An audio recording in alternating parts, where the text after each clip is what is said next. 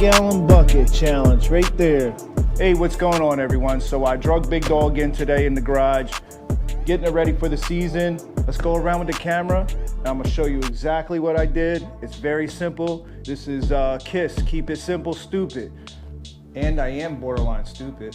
I beat the snot out of this. The more alcohol I put in me, the more I kick this thing's ass. So I'll just go over the back first. Now let me just tell you this thing should have broke a long time ago. Why it still lasts, why it keeps going, I don't know.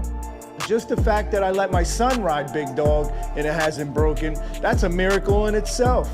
I don't even let him drive my RC cars. Last time he drove my RC car, he came back with a wheel missing. He's reckless.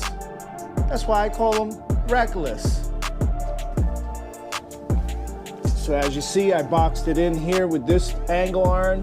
This is a 1/4 stock right here, 1 inch by 1/4, 10-inch lengths. That's what extends all the way down here. I welded it to each side of the bracket here. Just ran some welds down. And just by boxing all this in, you know, it made for so much more. I'm gonna push side to side. You see there's no give in this. And that's one of the things I attribute to this rear, you know, holding up. You know, it acts as a brace. And the other thing, you know, with this pillow block up here and here, the belt pulls really hard to keep, you know, the tensions from slipping, but it's not pulling on the top of this case. And I believe that's definitely one of the things that is helping this live as long as it has lived.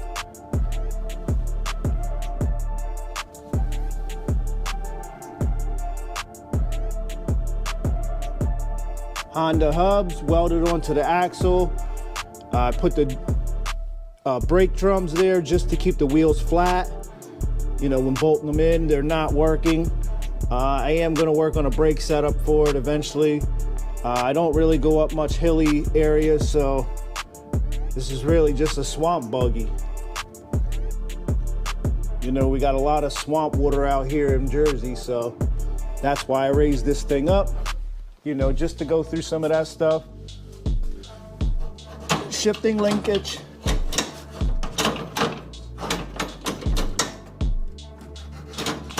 Just extended everything down. As you see, I put this ATV rack on it. It's pretty heavy duty. And the ATV rack comes in handy to strap down your lunch. Motor's a stock motor from the Poland.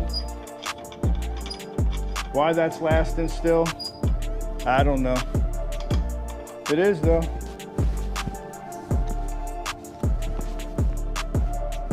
So I just got a simple snorkel setup on it. All Home Depot goods. My filter's a little rusty, sitting out in the rain. I'm gonna have to put an order in for a new filter. I don't think I have any more spares laying around. On the hood, I did it to get the hood up a little bit and have a little bit more clearance under the hood, especially if I decide to put a different motor in it after this one goes. What I did is I took a piece of angle iron, welded it up, and then just put slots in it, just like the old hood under here had, and then welded tabs on the end of it. And what that did, that gave the hood a little bit of lift and clearance, and to give it, you know, a big bulkier appearance. Kind of like a body lift. All right, we'll move to the front. I'll show you how I did the front lift. Basically, I welded in, let me get a measuring tape. Tell you precisely. So I welded in 4 8-inch angle iron, and then I put a brace to the frame to help with the flex. And I'm probably gonna do a cross from this side to that side, just for side to side, because I have noticed that sometimes in some situations in ruts, it kind of wants to flex a little bit. But you know, overall, I got a cast steering beam, which helps, you know, strengthen everything up.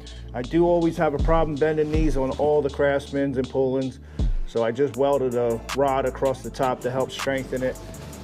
I am gonna rebuild that. When I go over Red Dog, I'll show you what I did to the, you know, I used the quad, tie rod ends, and steering bar, so it's now adjustable. You get a backside view of how I did the weight. I just basically took a dumbbell and cut it in half and just welded the one piece up. And then now I can unscrew or screw, you know, add weight, take weight off. And that's what helps it, you know, from not wheeling it up and flipping back. As you've seen in my test video for the first build, or of any, you know, the flipping back videos, this kind of cured that. You know, so that's definitely something you're going to want to do, add weight to the front to keep these things down, because once you know, raise the center of gravity, you know, that's what's going to flip this thing over. But this one's pretty stable. I mean, I worked out the bugs with the weight shifting, and, you know, it's pretty good, wide stance on it with the rims. So, you know, this thing works. This is not just a pretty lifted mower going down the road. This thing, I go through holes over top of the fenders. So if I can't ride it, I don't want to build it. You know, I'm not into showpieces. As you can see with a lot of my work, it ain't the best, but it gets the job done. Here's the bearing I use for the MST 206 rear. Just make sure when you order it, it's a 3/4 inch center bore on the bearing.